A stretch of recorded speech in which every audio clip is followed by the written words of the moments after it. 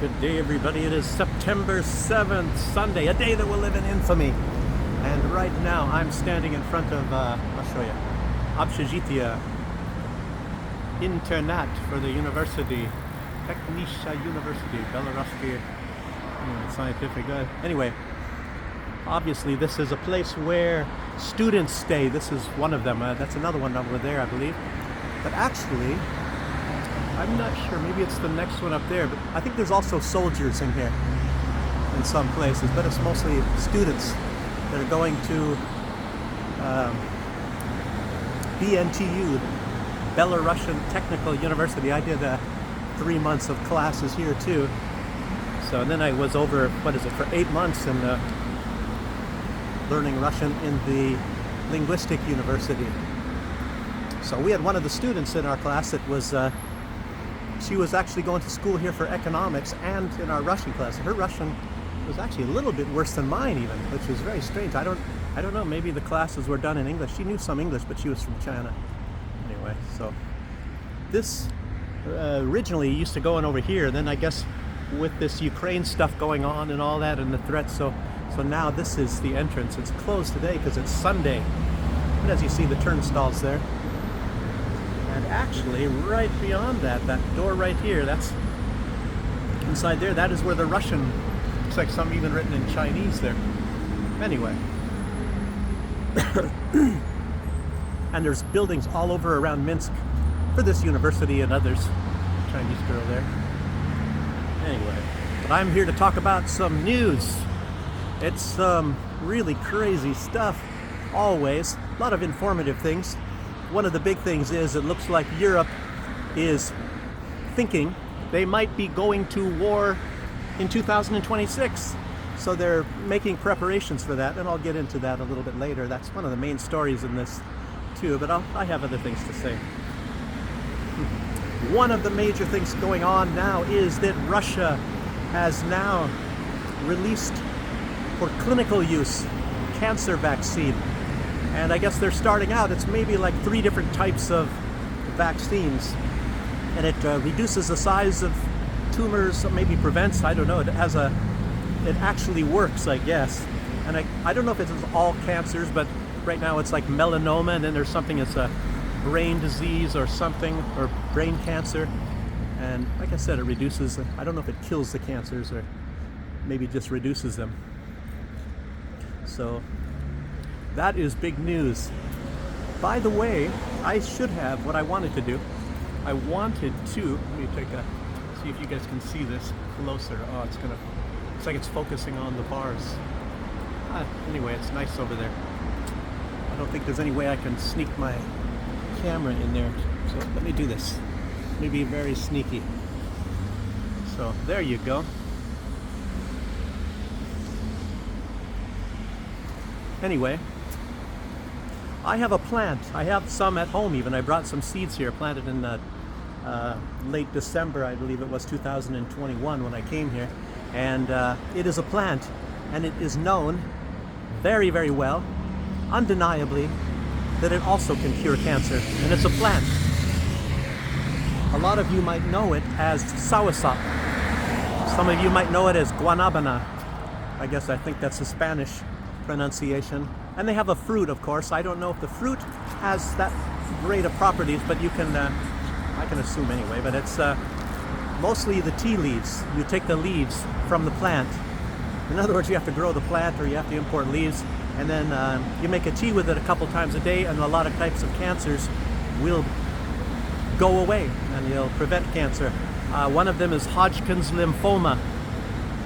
In case there's anybody out there that knows somebody with Hodgkin's lymphoma disease, I guess there's 11 different types of cancer that one actually cures. And oh, why you haven't heard about it? Well, guess what? The pharmaceutical industry is very powerful, and they make a lot of money. In case you haven't noticed, everything on Earth is virtually based around making lots of money. And that also includes Russian classes. And the classes were not that effectual in this university, and not so much even in the Linguistic University, believe it or not. And it's not the teachers, it's the system. And when you think about this, I was going to talk about news, but I'm also talking about other things in the case this stuff interests you. So, for example, if you take Russian classes over here, and you're a foreigner, obviously, because if you weren't a foreigner, you'd probably be speaking Russian. So, you go into this class, and you pay more money than the Belarusians do to just go into regular classes. As a matter of fact, maybe, if you take economics or dentistry or something like that, you might even pay the same as what the Belarusians do. But I guess there's a special cost. This is more if you want to take the Russian language. And it's very obvious that there are going to be foreigners going in there. And I believe that part of the logic on that is that other countries, and if you're able to come here, you have a lot more money, so it's geared in that direction to get the most amount. And what I mean by most amount is it costs more for you to learn Russian in Minsk or in Moscow than it does for you to learn Russian in the United States or in Germany. And I keep telling people, if you want to take classes, take it in a university over there. Don't take it in a university over here. It's not only the cost, the method is not very good either. They have like a free floating thing. It's not like you start with a class, say even 15 people or whatever, and you all progress the same all the way through the class until the class is over, and then whoever goes into the second class, normally everybody's at the same level. But over here, for example, I started out in a class, and I can give you two examples actually, and the people that were in the class with me, actually, when I started in the linguistic university, they were actually a little bit behind me, and I wasn't gonna like hog all the time or something like that and keep interrupting and make all the answers and things like that. But it was like only at that time, I think there was like 4 or 5 of us all together. Well, eventually, all of those students were gone, and all that came into the class afterwards were more advanced people, more advanced than myself. So they knew, and of course we got a different teacher as well. And yeah, it turned out to be like, I don't know if the class started out as a 7, meaning the beginner, and as you progress up to class number 1, it's the people that actually know more, the more advanced students, but I can't remember. But anyway, at some point it was like group number 6 or something like that. And yeah, I was kind of struggling to keep up a little bit, and I did sort of keep up and all that. Like I said, there's other people in there that were maybe similar level to me. As a matter of fact, the girl that I was telling you about that was going to this school, she had come later on as well. And yeah, I don't know, we were very similar, but the group had enough people in there, and the teacher, one of his flaws was that you know, he would ask a question and anybody can answer, and some of us that are a little bit I don't know, what do you say, we're a little bit behind. The other people, they even they even grew up speaking Russian, believe it or not. Maybe their grammar was wrong. So a lot of them, they knew Russian quite well, and I don't know what their business was. So they, in our class, because you get to choose which class you go to, which group you want to be in. I could go into the more advanced classes if I so did desire, and it's not like they kick me out because I'm not that good. I get to stay there. So that's how that all works.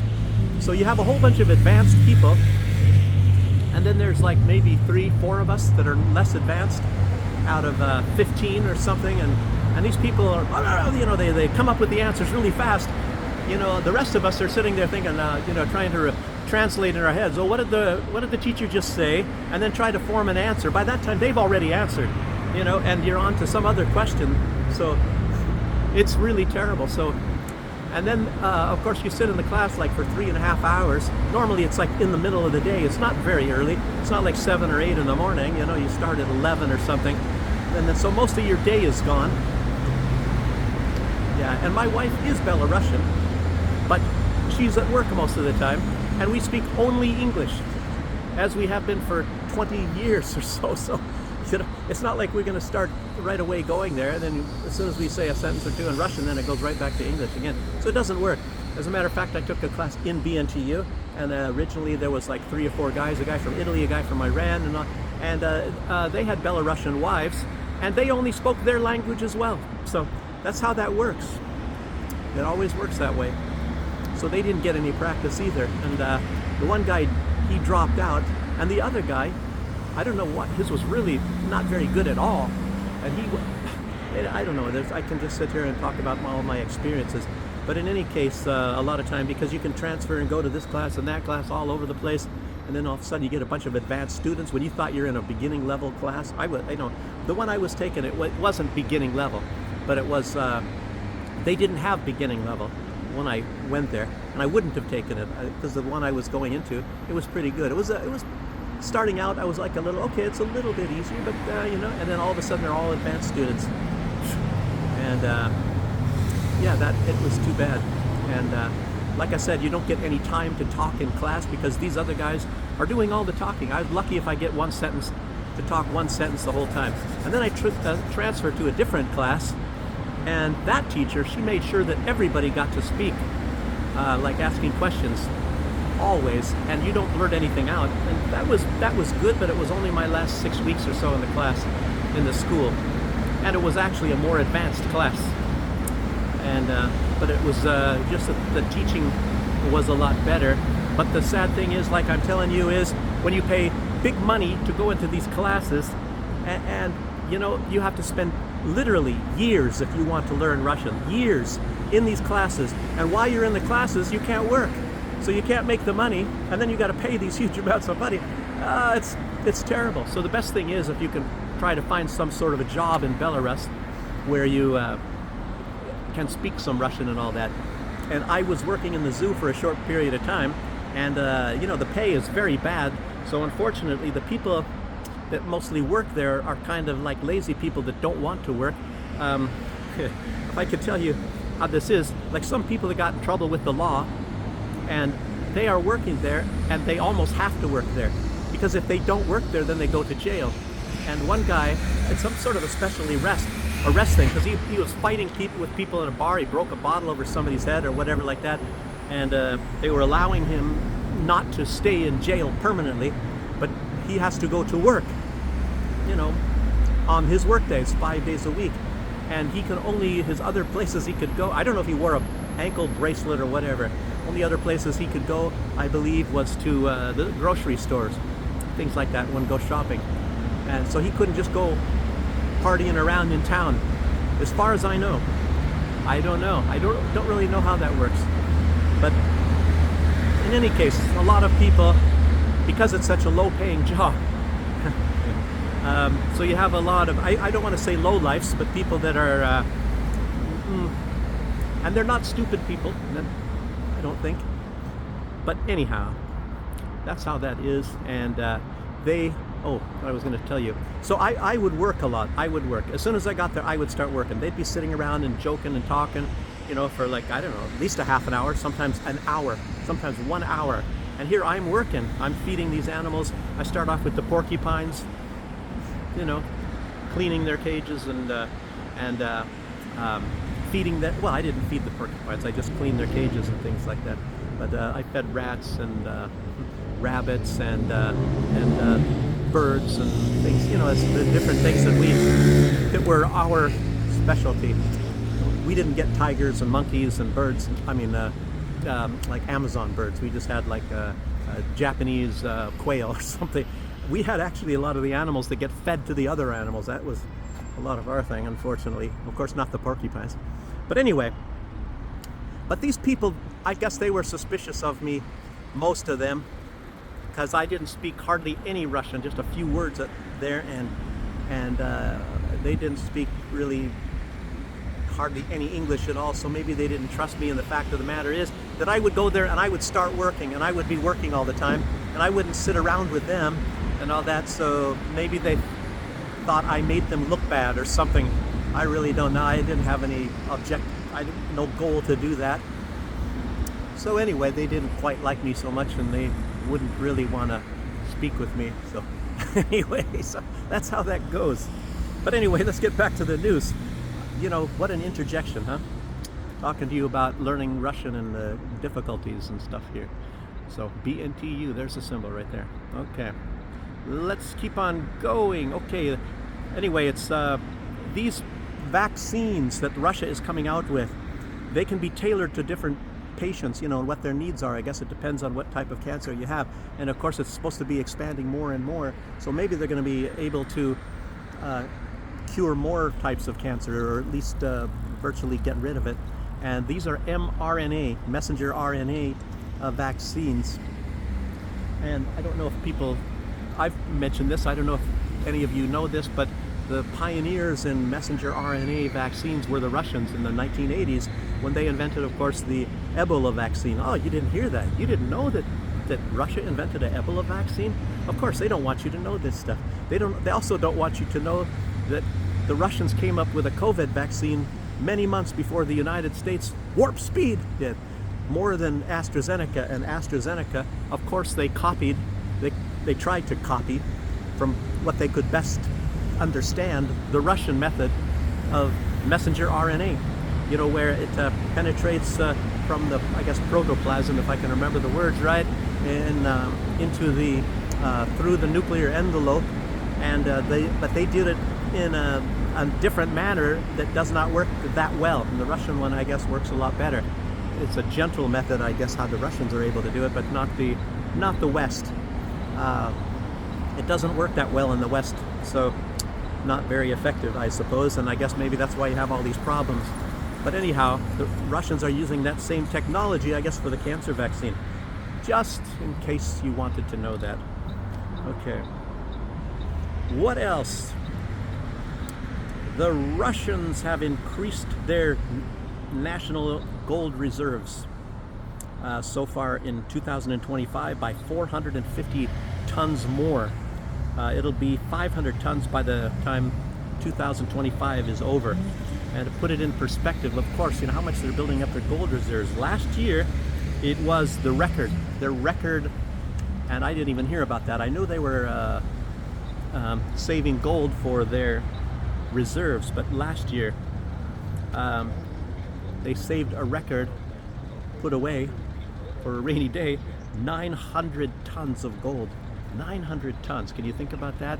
When, what is it right now? It's like $350 US an ounce, and you put away 900 tons. Wow. How many billions and billions of dollars is that? Maybe trillions, I don't know. Okay. It's green, I can go. Yandex Taxi. Okay. Russia. Oh, here's one of the Minsk beer. This is Olivaria. Also very good. I like I like some of theirs very much. I like Litskaya Premium from the tap. It's one of my favorite beers. Not from a bottle. Okay, what else here? Israel. Now that Israel seems to have made it a regular thing to bomb Yemen, I think, what are they saying? Something like the firstborn. They want to do a lot of killing. They said that. They make no secret of that. They want to kill a lot of people in Yemen. They've come forward and said that. So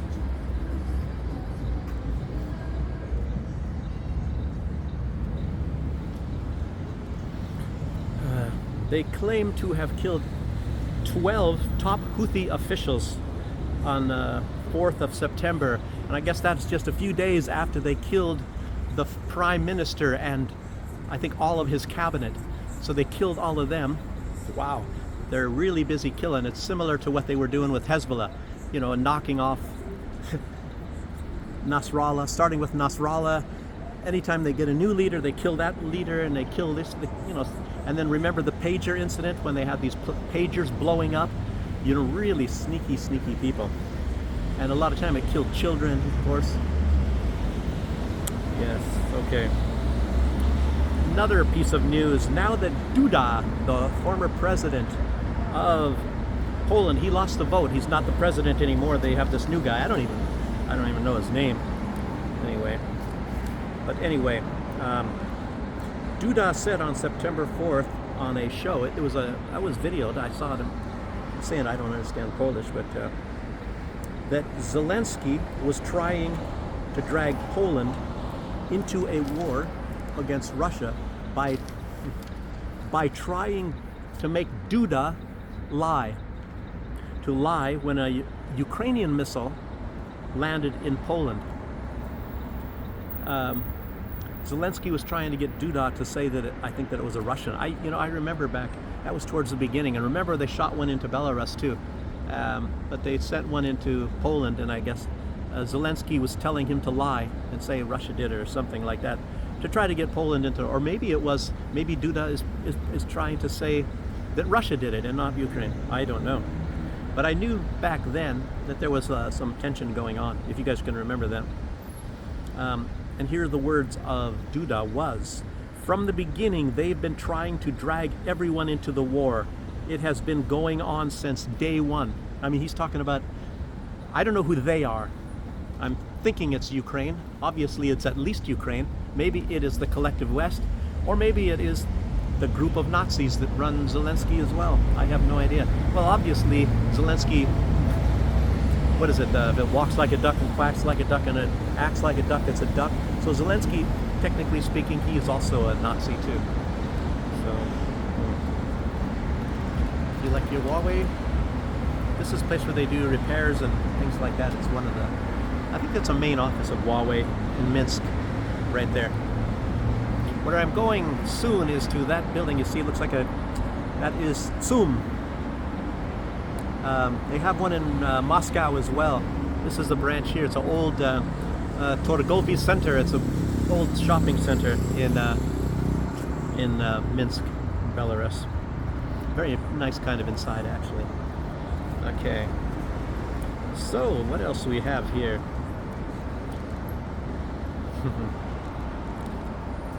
The UN, all these people, what happened here? The train must have just got out or something like that. The UN has put out that most children in Gaza now have no education. They have no education. I mean, it's been coming out from UNICEF and from different groups in the United Nations. There are no schools. Israel bombed 97% of the schools. 97% of the schools, and these children are growing up now for years without any education. They don't go to school anymore. It seems like one of the objectives of Israel is, of course, to dumb these people down, bomb them into the Stone Age. I'll tell you, this is a really bad thing. We're talking about, remember those days when, just a couple of years ago, in COVID, and the children had to stay home. And there's a controversy about that going on at the moment as well, with, who was it? Oh, no, with Bernie Sanders against Robert Kennedy. I'll get to that in a minute, though. Okay. So, let's see. While Putin was talking to Fico during this Shanghai Cooperation Organization meeting just a couple of days ago, they talked about EU politicians saying, you know, you hear Merz and you hear Rutte and all this saying, Russia wants to attack. Russia's planning to attack us. They're going to come and get us. They're going to come and get us.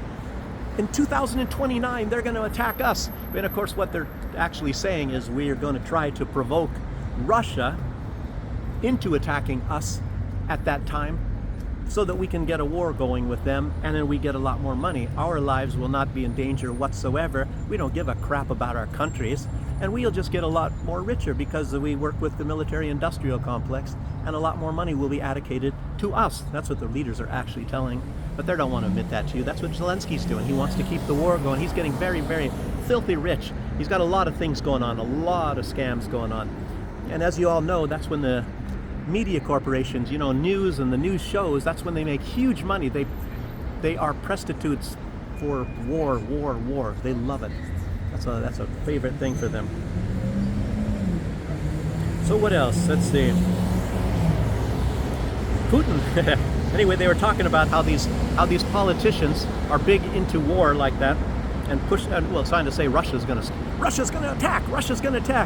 And Putin is just shaking his head. Everybody that's smart knows that. Putin even says that they're not going to attack. And so Putin said that these leaders are not specialists in fairy tales. They're specialists in horror movies, all of these people. And you know, Finland is doing some crazy stuff. And I'll tell you what, I found out one main reason why. Why would they give up neutrality? Fantastic thing. You don't really have to worry about anything. And I'll talk about that towards the end of this video as well. Let's see, Maria Zakharova, she put out on the 3rd of September that the Ukrainian parliament, she said this on the 3rd, but this is going back from a law. They removed in December 2021, that's when I came here, they removed the requirement that organ donors or their relatives must give consent to have their organs removed, for transplant and things like that. They removed that. Believe it or not, they removed it. And obviously that step, and I didn't know that, I just knew that Ukraine is really, really big into the, into the organ trade. And of course, so is Israel. Israel normally have a lot of doctors that do the transplants. And of course, it's mostly for the rich Israelis and people in the U.S., the Western countries, of course. And so this made Israel and the Ukraine big partners, huge partners. It's sort of like Russia sending the gas to China that uses that gas for energy and makes products. Ukraine has the organs for Israel to stick into old dying people's bodies, like George Soros. Makes you wonder, this guy, how old is this guy? I don't know, these guys maybe 100, or Henry Kissinger was 100, I don't know. These guys, I don't know, is he alive? Anyway, makes you realize why these people can stay alive that long. The more evil you are and rich, the longer you live. It's really strange, isn't that? The only one that couldn't get this help was John McCain at that time. And I think now Russia has probably found a cure for that, what I just mentioned with this cancer. And I think that's what, I think that's related to what John McCain had. So, But John McCain, even if he begged Russia to give him money, he hated Russia. It's incredible how the world works. Okay, so this new law that came about in December 2021, in truth, think about this. It allows Ukraine, and it's probably the government or some empowered agency by the government, to take anyone's organs at will. Anyone, basically, that they designate that they want to have their organs. And I tell you what, I am a pretty old guy, and maybe that's would save me if I were living in Ukraine, because I was told I have an absolutely tremendous heart. It's a big heart, and a lot of times I guess that is actually not a good thing, but it's incredibly strong, and I was told that even when I was a child, like 6 years old. But anyway, they would have taken mine. Some person that's constantly having a bad heart would have taken mine. But it's too old now, I think. The heart is a muscle anyhow. Probably why I'm pretty good in running and things like that. Anyhow, let's keep going here. The Financial Times put out that the U.S. will be reducing the money that, this is what I was getting at. They will be reducing the money the U.S. put out, according to the Financial Times, that the U.S. will be reducing the money they send to the military of NATO countries. It was mentioned in that same article that, Estonia, who has a military the size of 4,200 soldiers, could maybe have to reduce the size of their military, their entire military, to below 4,000 soldiers. The great power of Estonia. It kind of really makes you, as I always wonder, well, why is it that Estonia always threatens Russia? They threaten that they're going to crush Russia. Well, obviously, as you all know, it's because they think the United States is going to do it. And then they're in NATO, and then they have the Article 5. Russia has no desire to attack Estonia, but, Estonia provokes Russia in a lot of various ways. But I think they try, the art of it is to provoke them, but not to a point where Russia will actually react. And if you see some of these other countries, as much as they do hate Russia, if it becomes very, very obvious that it was a terrible provocation, that maybe they would not back Estonia in their desire to conquer the Russian peoples. So, oh, it's mixed with cat piss. Thought those flowers were nice, but I don't know. It's kind of a mix with some cat piss in there. I can smell some. Well, you know, these cats have to go somewhere. There's some grass there, but they're probably afraid of it's probably in that weeds they go. The stray cats. Black and orange stray cats sitting on a fence. Ain't got enough dough to pay the rent. Anyway, I'm flat broke, but I don't care. So, let's keep going here. So, I had no idea that the United States passes out cash. And that is what tells me why Finland decided to abandon neutrality and all of a sudden to join the Hate Russia Club. It's incredible. Now, they had some people that hated Russia, and I don't know. Who's the one that put the ones in charge that absolutely hate Russia?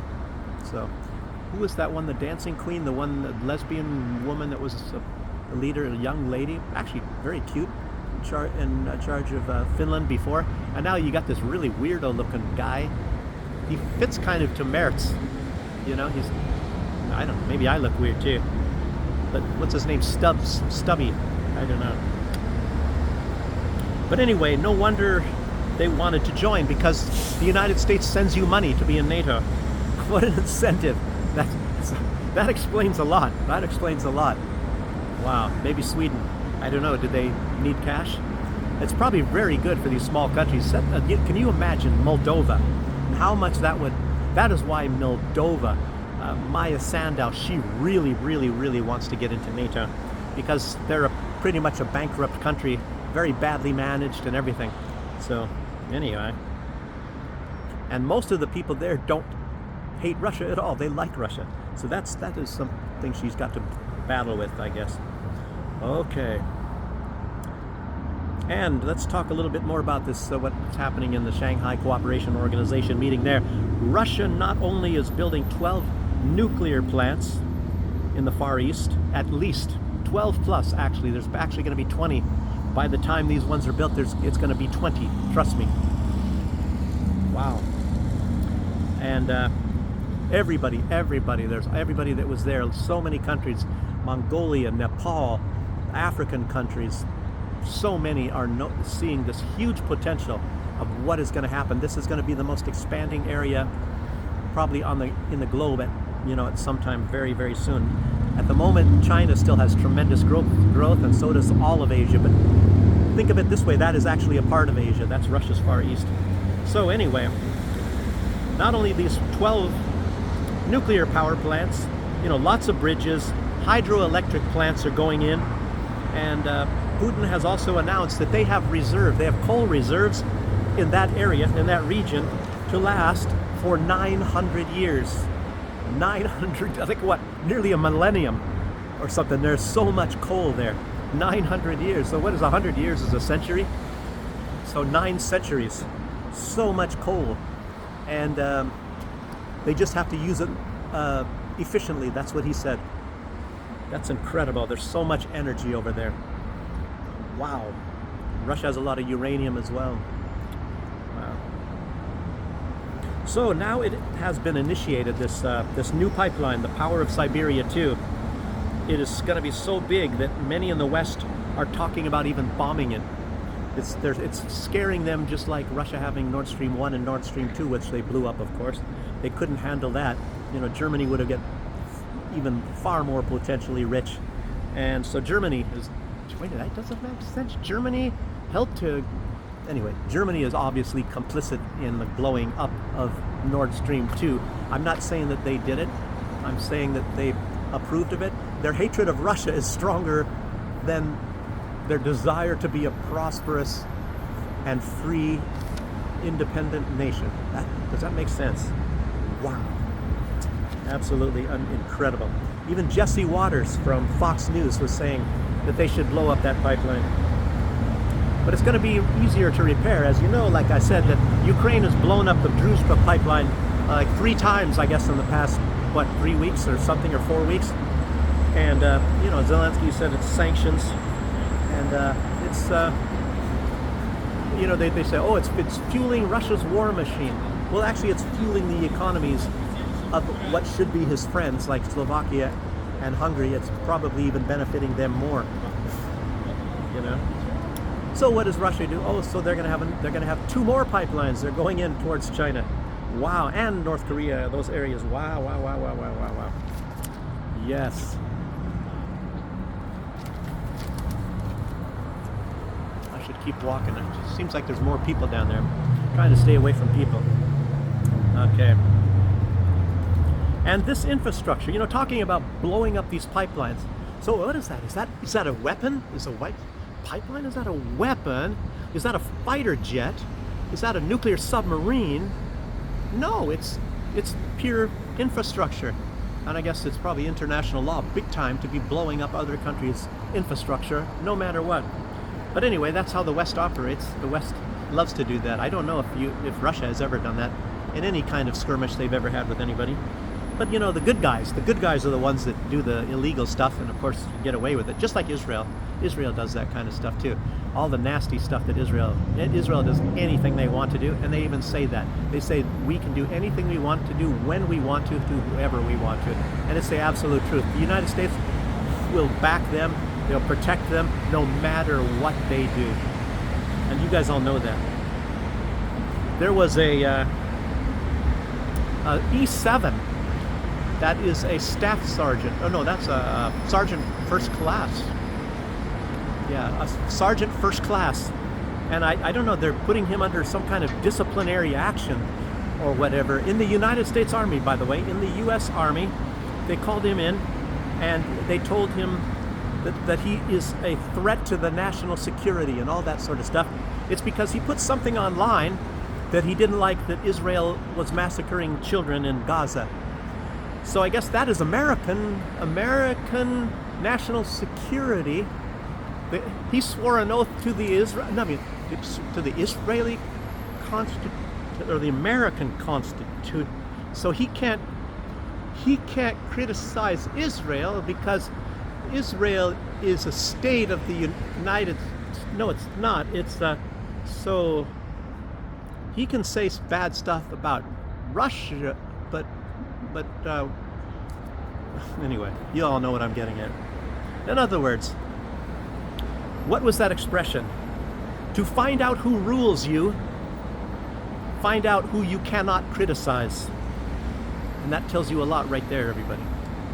That tells you who runs America, or who has the upper hand in America.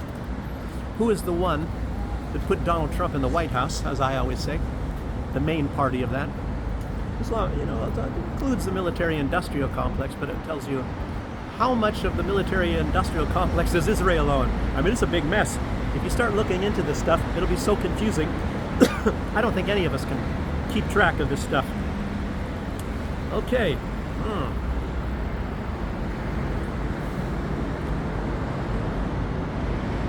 So, anyway, blowing up these pipelines is mostly the thing that I didn't quite finish on that one. It's, you know, blowing up the pipelines, it really tells you something.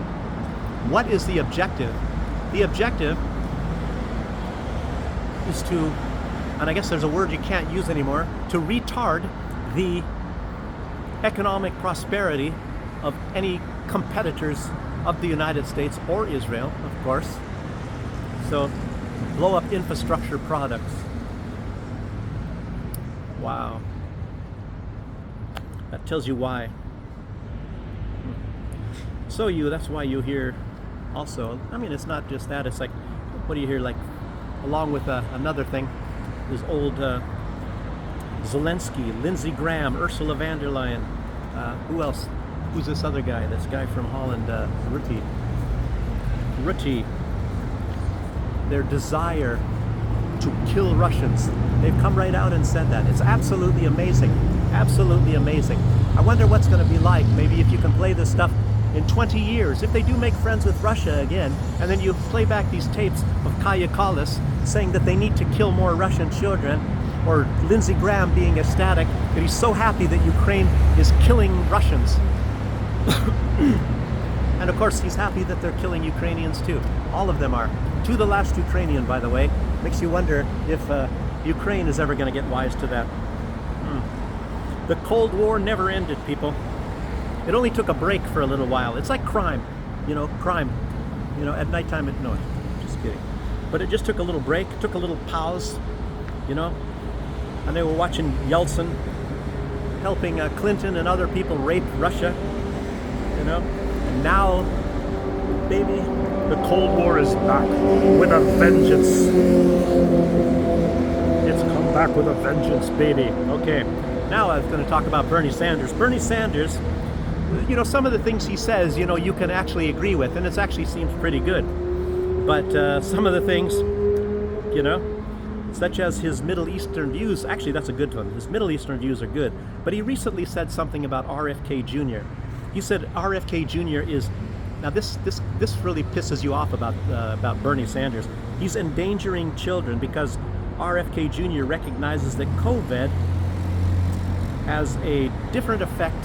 I have to be careful because YouTube might censor me, but it has a different effect on children than it does on adults. I'm talking about the sickness and not the vaccines. And in fact, the vaccines, they might have a little bit more of a detrimental effect on children than they do on adults. But anyway, Bernie Sanders, what a great guy. He wants to put the vax into all of your children. He wants to probably keep them all out of school, you know? Keep them all out of school, make them all wear masks, you know? And RFK, maybe not going for that sort of thing. What a bad guy, huh? Wow. I don't know. I can't say too much about this. I don't know what their policy is now. I don't know if it's been changing a little bit, YouTube, but I can't just say anything I want to say. So, as you know.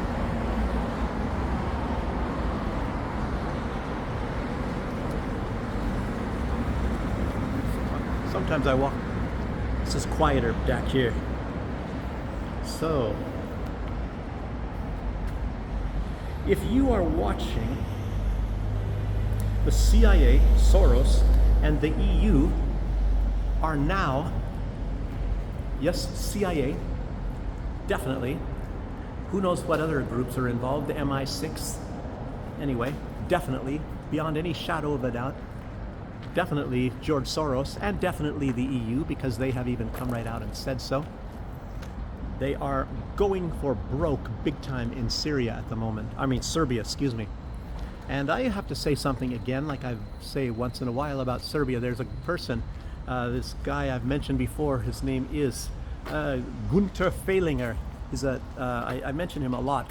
A lot of people don't mention him for some reason, but he is an economist from Austria. He's not an Austrian economist, but he is and he isn't. But he is from, actually that's his job, but anyway, he's part of a think tank for NATO, and one of his main jobs is he's there for the expansion of NATO, to expand NATO and to decide how it expands and things. He's part of that think tank, and he is the one that has divided up Russia into, say, 30, depending on when he said it or to who or whatever. And there's just, maybe he himself has different philosophies of it, either 30, 31 or 40 or 41 different countries, all of them with their own flags and their own borders and things, dividing them all up in ethnic lines. I wonder if he's going to do that to Switzerland as well. I wonder how that's going to go over with Switzerland. Or maybe some things like even in the United States, that Hawaii will become its own country as well, and Puerto Rico. But anyway, so his most hated country, I believe, is Belarus. But in second place is Serbia. And he could not overthrow Belarus. And, that kind of echoes what Donald Trump said about Lukashenko a few days. He's a strongman leader, very respected guy, Lukashenko. So he's been able to keep the wolves at bay. Absolutely excellent. Lukashenko, fantastic. At present, the time I've been here in Belarus, at least after 2020, I guess it was a real difficult time then, but there has really been no unrest. So I guess he found a recipe on how to get rid of all of these agents from intelligence agencies, CIA and MI6 and maybe Mossad even on those, I don't know. But he found a way to get around all of those. And so now things have been calm in Belarus, at least since I've been here. Sure, there was a time when they were trying to assassinate him in, it was 2022, But of course, the plot was discovered by the Russians before that could happen, so they arrested these people. They have them on videotape, these former military officers in Belarus making the plot to kill Lukashenko and his entire family. So, in case y'all wanted to know that. But anyway, second on his list was Serbia. He's even said this in tweets, you can find that. So he is, I'm not saying that he is the guy doing all of this stuff, but of course he's part of the planning, and he's one of the cheerleaders, of course, in the background.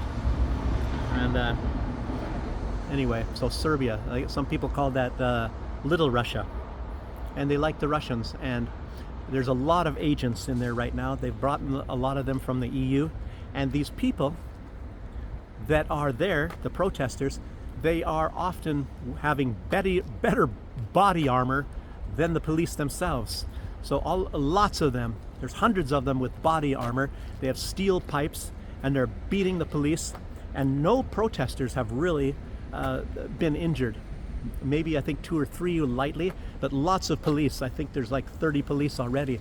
Some of them have very, very serious injuries, you know, getting hit on the head or something, and maybe their helmet was knocked off, and then or maybe they hit them so hard with iron bars on their head or something that they had, you know, very serious injuries. So anyway, as you all notice, a lot of these color revolutions, they're trying to get even more violent now.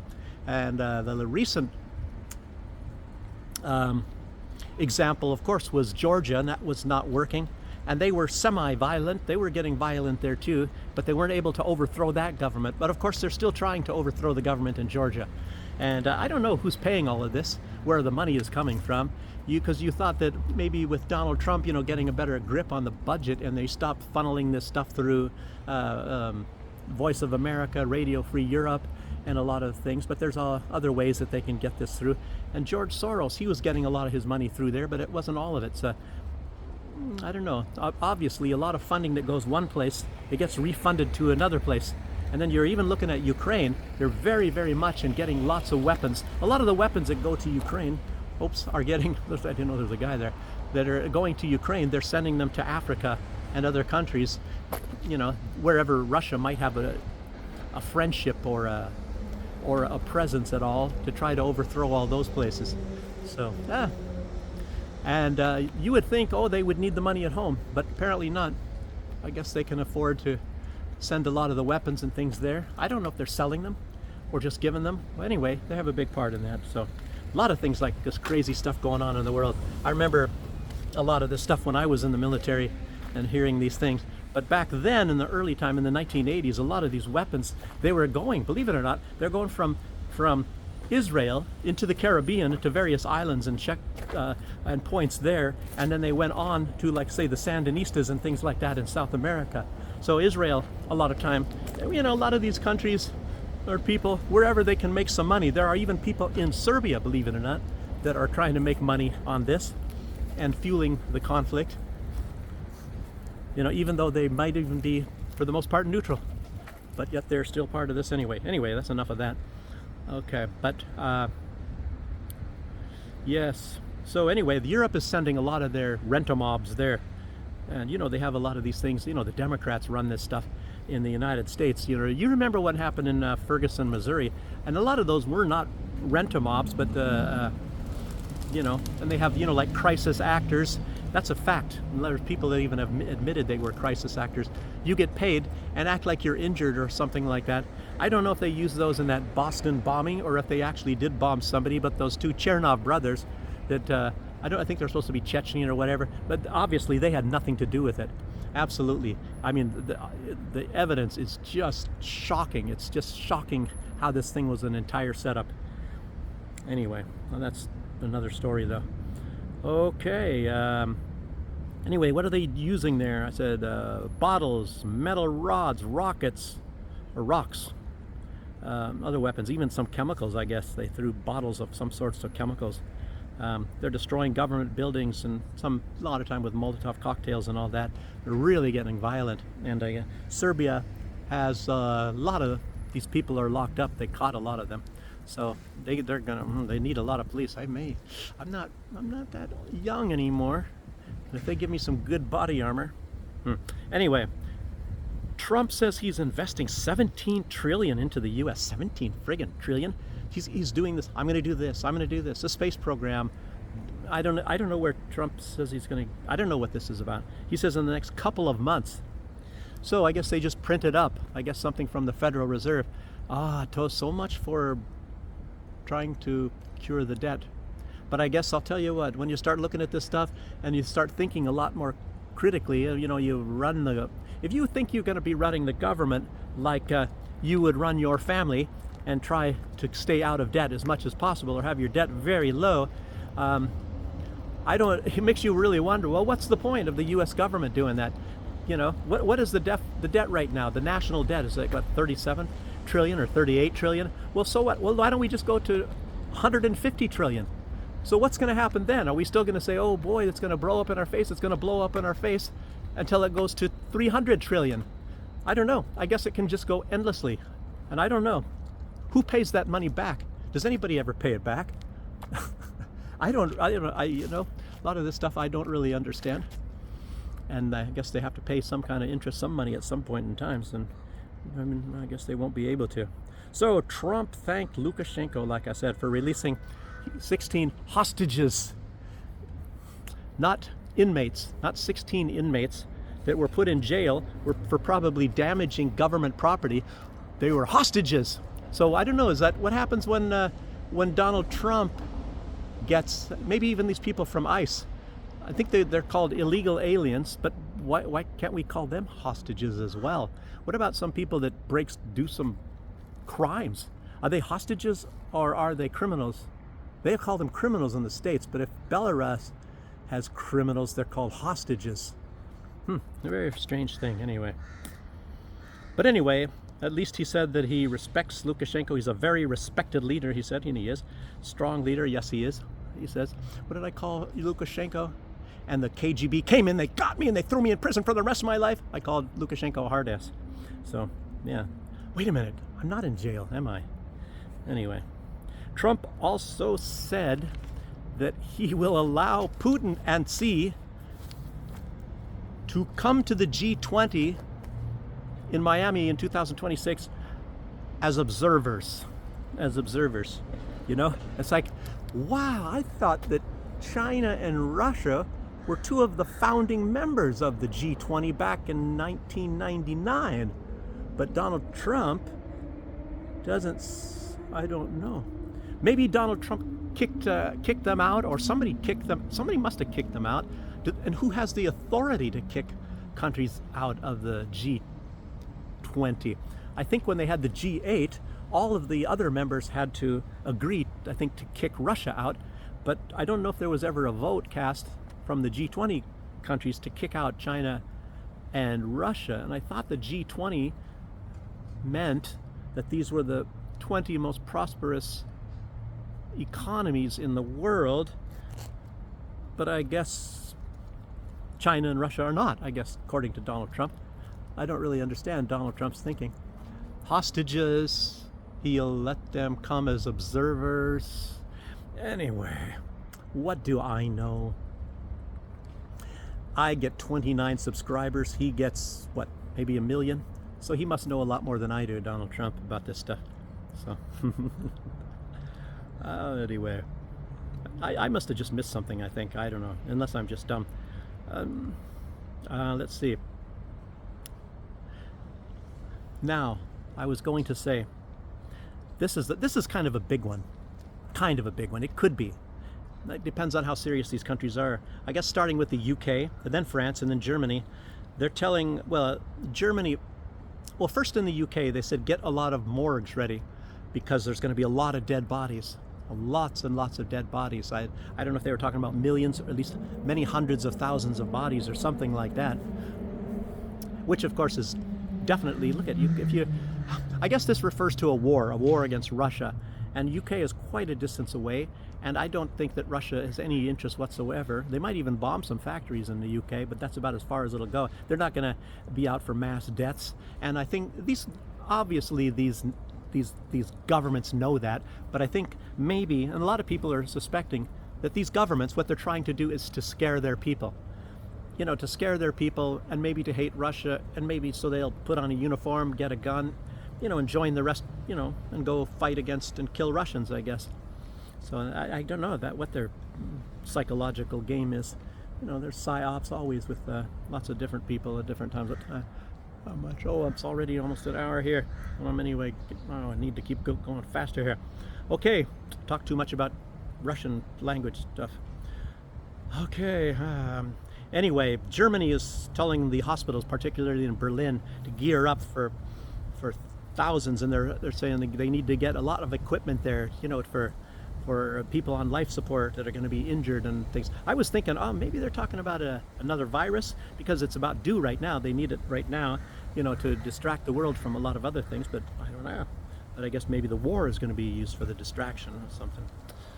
So anyway,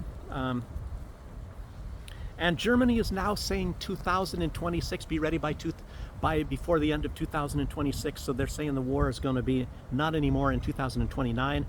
And I was always saying, well, it'll take a little longer, be in 2030. But no, now they're saying in 2026. Maybe they're upping the provocations. And as you all know, Mr. Merz, Friedli, he wants to send the long-range missiles, Taurus, and German soldiers to fire them at Russia, deep into Russia. So maybe that's what he's getting at, that he's going to be able, that he wants to provoke Russia early. He doesn't want to wait till 2029 because his economy is doing very poorly and he needs a distraction. Maybe that's what it's all about. I don't know. Now you have a Nazi militia leaders. They're saying that soon, maybe they're getting geared up for this. They said soon that there's going to be Ukrainian planes that will be attacking targets in the Crimea. And then they're going to move on to reunify,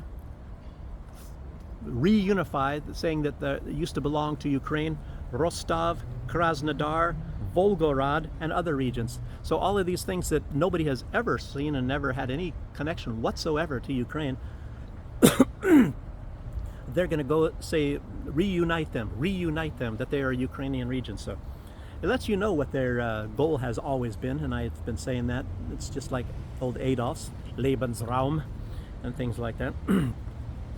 And also what's happening, it's a very strange thing, there's many undersea cables cut in the Red Sea. A lot of them Microsoft talking about it. A lot of things are being, not going so well as far as connections. They have to reroute some stuff. And Trump apparently, according to, I think it was somebody in the Navy, a Navy commander of some sorts, was saying that they did the biggest bombing in all of history just days ago in Somalia on ISIS targets. I wonder if that means the ISIS, which is Israeli Secret Intelligence Services, or does that mean ISIS, the one that they made up? And these people that are in this ISIS probably don't even know that they're ISIS, just like Al-Qaeda. If you talk to the people in Al-Qaeda and say, oh, you're in Al-Qaeda? And they say, what is Al-Qaeda? Who would name their group the toilet? Al-Qaeda is the toilet in Arabic, I guess. So anyway, lets you know how much, I don't know, we're being bamboozled.